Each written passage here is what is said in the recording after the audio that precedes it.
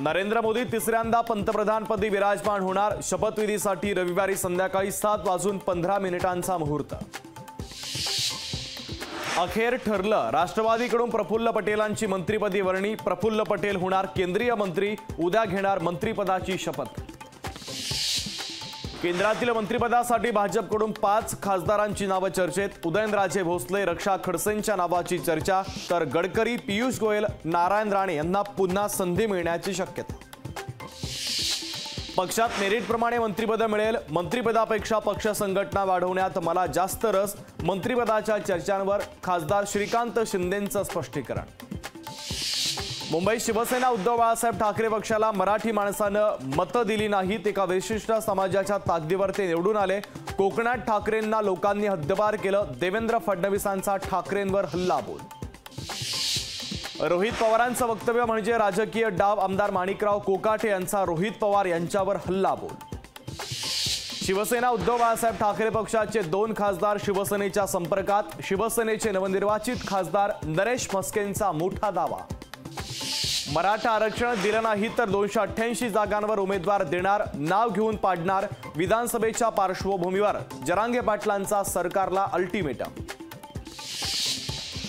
राहुल गांधी होणार लोकसभा विरोधी पक्षनेते। विरोधी पक्षनेता म्हणून राहुल गांधींच्या नावावर शिक्कामोर्तब झाल्याची माहिती।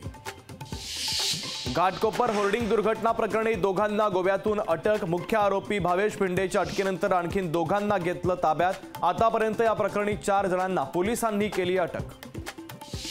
रायगड, सांगली, विदर्भासह इतर जिल्ह्यात धुवांधार पाऊस बरसला। पुण्यात पुढच्या 3 तासात पावसाचा जोर वाढणार, हवामान विभागाचा महत्त्वाचा अंदाज।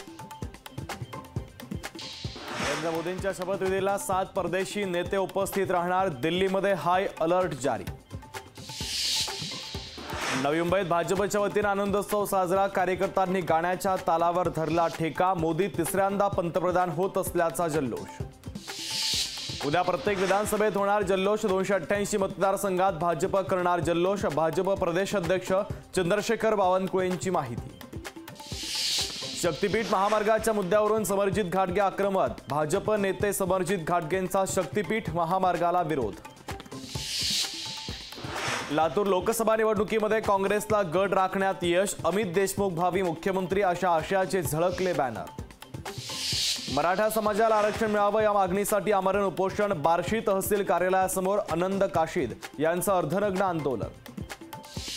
दर्यापूरमध्ये बियाणांचा काळा बाजार रोखण्याची मागणी। बियाणं तिप्पट भावानं विक्री केली जात असल्याची तक्रार। शेतकऱ्यांसाठी बियाणं अल्प दरानं उपलब्ध करण्याची मागणी। पुण्यात मुसळधार पावसाची हजेरी, तर वादळी वाऱ्यामुळे पत्रे उडाले। तर पुण्यातील प्रमुख रस्त्यांना नद्यांचं स्वरूप। सिंधुदुर्गात मान्सून दाखल। सिंधुदुर्गात पावसाचा येलो अलर्ट जारी। गोंदियाच्या शहारवाणी परिसरामध्ये वादळी पावसाचा तडाखा। झाडं आणि विद्युत खांबांची पडझड, तर अनेक घरांवरील छतं उडाली। वर्ध्यामध्ये पावसाची जोरदार हजेरी। पावसामुळे शेतीच्या कामांना वेग, तर पावसामुळे अनेक ठिकाणी विद्युत पुरवठा खंडित। बदलापूरची गणपती बाप्पा अमेरिकेला रवाना। यंदा 80,000 बाप्पा घेणार परदेशात पाहुणचार। नाशिकमधील अनेक गावांमध्ये सध्या भीषण पाणीटंचाईचं संकट। पाणी आणण्यासाठी महिलांना करावी लागते पायपीट। पाण्यासाठी महिलांचा संघर्ष। बीडच्या परळी तालुक्यातील कन्नेरवाडी गावात भीषण पाणीटंचाई। टँकरवर पाणी भरण्यासाठी ग्रामस्थांची झुंबड। गेल्या महिनाभरापासून पाणीटंचाईचं संकट।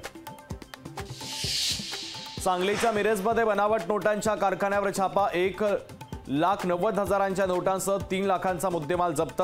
बनावट नोटा बनवणाऱ्या एकाला पोलिसांनी केली अटक।